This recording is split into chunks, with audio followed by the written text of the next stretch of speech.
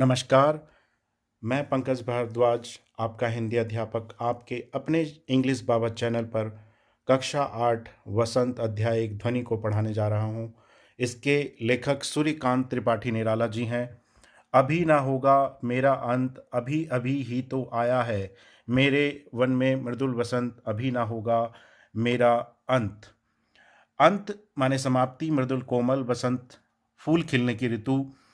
कवि मानते हैं कि उनका अंत अभी नहीं होगा, क्योंकि अभी अभी कवि के जीवन के अमृत रूपी वन में वसंत रूपी यौवन आया है। अतः अभी उनका अंत नहीं होगा, क्योंकि वे आशावादी हैं कि तब तक उनका अंत नहीं होगा जब तक वे अपने उद्देश्य की पूर्ति नहीं कर लेते, क्योंकि अभी कवि के जीवन में अमृत रूपी वन में वसंत रूपी यौवन आया है, अर्थात एक नए उत्साह और जोश का आगमन हुआ है। उनके जीवन में फिर से वसंत ऋतु में चारों तरफ फूलों की भरमार और उनकी खुशबू फैली है, जो कि बहुत ही सुंदर लगती है। अतः उनका अंत अभी नहीं होगा। हरे हरे ये पात, डालियां कलियां कोमल गात, मैं ही अपना स्वप्न मृदुल कर फेरूंगा निद्रित कलियों पर जगा एक प्रत्युष मनोहर। कवि प्रकृति का वर्णन करते हुए कहते हैं कि मैं सूर्य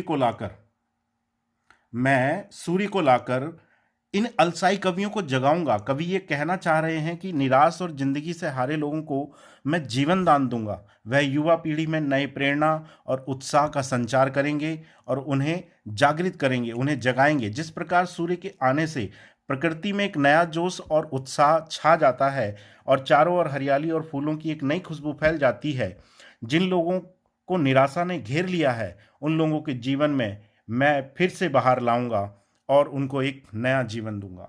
यहाँ पर जो पात है, पात माने पत्ता, गात माने शरीर, स्वप्न स्वप्ना, मृदुल कर माने कोमल हाथ, कलियों थोड़ी खिली हुई कलियां और प्रत्युष सवेरा मनोहर सुंदर है इनका अर्थ।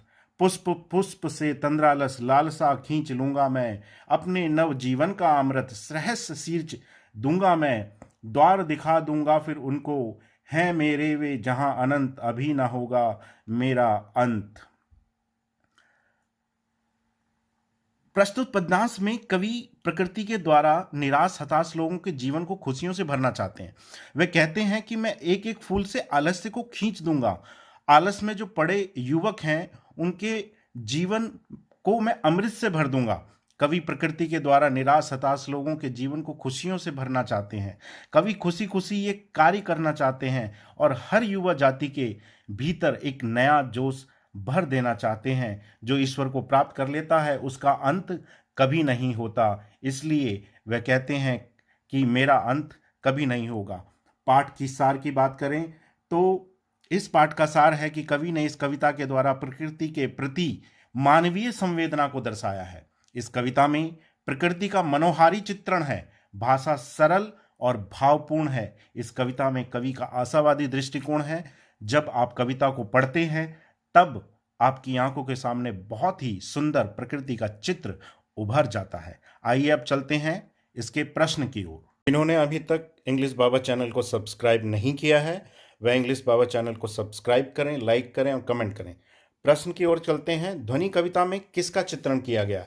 यहाँ पर ऑप्शन है आकाश का, धरती का, मनुष्य का या प्रकृति का। आप गौर कीजिए हमने किसकी बात की है, ठीक है। कमेंट बॉक्स में आपको जाकर इसका आंसर देना है। दूसरा प्रश्न है कवि किसे जगाना चाहता है? कविता के बीच में ये आया था, अभी ना होगा मेरा अंत से कवि का क्या तात्पर्य है, यानी कवि क्या कहना चाहता है। उपयुक्त प्रश्नों के उत्तर आप कमेंट बॉक्स में जाकर दें। इस वीडियो से संबंधित अगर आपका कोई सुझाव है या कोई प्रतिक्रिया है तो आपका स्वागत है।